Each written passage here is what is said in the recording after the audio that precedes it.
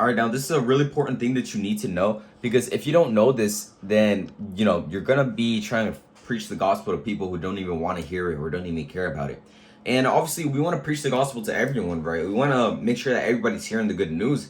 But at the same time, you got to understand this passage. Now, we're going to get into Luke 16, verse 31, and we're also going to get into Acts, hold on, Acts 28, verse 27. So, basically, in Luke 16, verse 31, it talks about Lazarus and the rich man. Now, I'm just going to sum it up, and then we're going to get into Luke 16, verse 31. So, basically, there's a poor man who would basically live outside of the gate of this rich man's place. And the rich man, he was living in luxury, he had everything that he wanted and stuff like that. And the poor man, the dogs would come and even lick his sores, and he would be waiting for the little crumbs of the rich guy's food. And the rich guy basically never helped him out. And whenever they both died, the rich man, he went to hell basically. And Lazarus, which is the poor guy who was also sick, he went to heaven, or Abraham's bosom. And in this scenario, the rich man, he was dying of agony, you know what I mean? He was obviously you're gonna be dying of agony whenever you're in hell, but he was suffering a lot.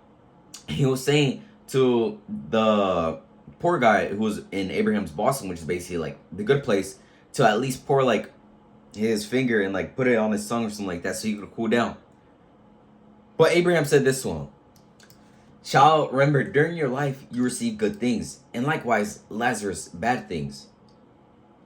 But now he is being comforted here, and you're in agony.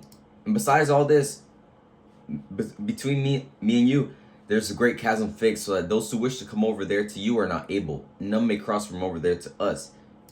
And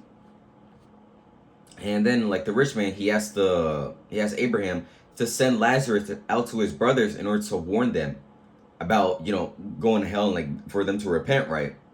And Abraham, he said to the rich man, "They already got Moses and the prophets, so let him hear them." But then the rich guy said, "No, Father Abraham, if somebody goes to them from the dead, they will repent."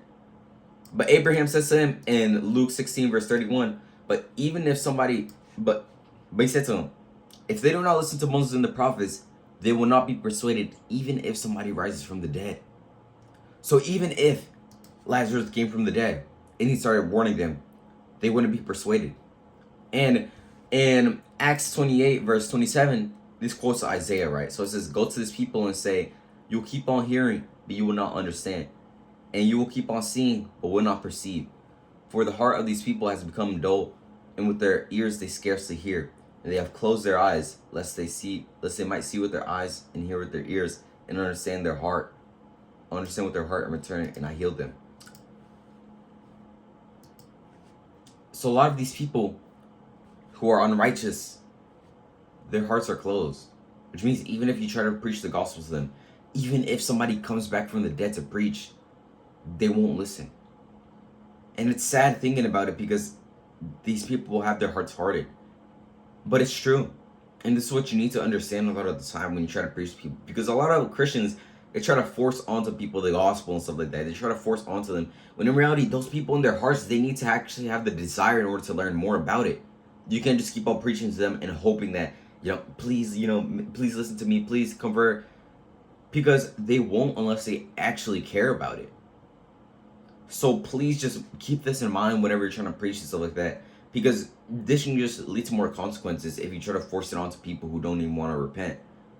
So don't waste your time when these kinds of people are around you and stuff like that, and you keep on trying to preach and preach and preach. Obviously, we should keep on trying to preach, right? Obviously. But at the same time, you got to keep this in mind and understand. So this is just something that I wanted to say, and this is just something that I wanted to save you from, all right?